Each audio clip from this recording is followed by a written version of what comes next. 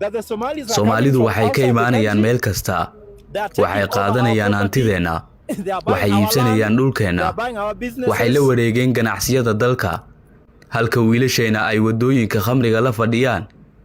Waxaa sidaas yiri dadweynaha waddanka Kenya. Kenya waxay qaati ka taagan tahay Soomaalida oo ku sii qulqulaysa waddankooda si miyir la'aan ah. Dadka Kenya waxaa ka dhaadhacsan cadow aan Soomaali ahayn ma qabno, maxaa yeelay waddanka dhaqaalihiisa ayay la wareegeen. Sidaas ayay aaminsan yihiin Kenyaanka, ayuu yiri Xildhibaan Faarax Macalin. Haddaba muxuu yahay khilaafka cusub ee u dhaxeeya Soomaalida iyo Kenyaanka? Marunba in Kenya ay la wareegayaan Soomaalida sanadaha soo aadan. Warbixintan ayaan ku eegi doonaa. Waddanka Kenya waxa la oran karaa waa dalka labaad ee Soomaalida ugu badan ay ku nool yihiin marka laga soo tago dhulkeena Soomaaliyeed. Nairobi waxay noqotay caasimad Soomaaliyeed oo haddii aad laba talaabo aad qaado waxa ka hor imaan kara qof Soomaali ah.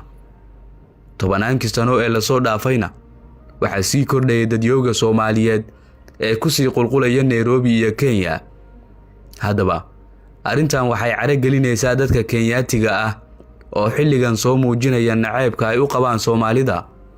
Ninkan oo lagu magacaabo Professor Fred Ogolla, isaga oo la hadlaya warbaahinta dalka Kenya, waxa uu yiri Soomaalidu waxay ka imaanayaan meel kasta, waxay qaadanayaan hantideena, waxay iibsanayaan dhulkeena, waxayna la wareegeen dhammaan ganacsiyada dalka Kenya, ayuu yiri.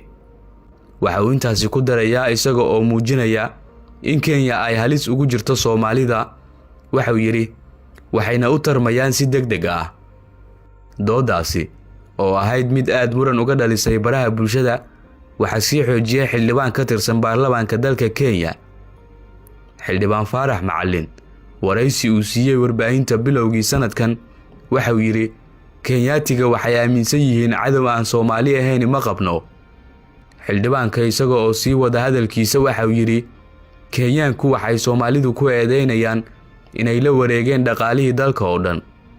Waxa uu yiri beec mushtarig ahaan, siyaasad ahaan iyo mujtamac ahaanba waxay isku raaceen in Soomaalidu ay kaga horeeyaan Kenyaatiga ku nool Nairobi, oo ay markaasi waajib tahay in meesha laga saaro dadkaasi oo Soomaali Kenyaan loo yaqaan. Sida uu u dhigay waxay ahayd dadka Kenya waxaa ka dhaadhacsan cadow aan Soomaali ahayn ma qabno, maxaa yeelay waddanka dhaqaalihiisa ayay la wareegeen. Sidaas darteed maadaama aan sidii xalaasha ahayd aan iskaga dhicin karin, aan isaga dhicino si xaraan ah oo dawladnimo ah. Sidaas ayay aaminsan yihiin, ayuu yiri Xildhibaan Faarax Macalin. Waxa uu xitaa cadeeyay ilaa madaxweyne ku-xigeenka dalka Kenya in uu sidaas yiri. Doodaha taagan oo ay cuskanayaan waxa ka mid ah in Soomaalidu ay yihiin dad aad isu dhaldhala oo mustaqbalka ka badan kara Kenyaanka dalka u dhashay.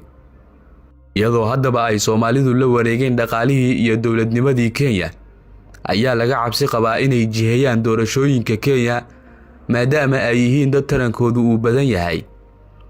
Soomaalidu markii ay Kenya tageen waxay u tageen laba shay oo ah inay shaqaystaan iyo inay ka sii socdaalaan.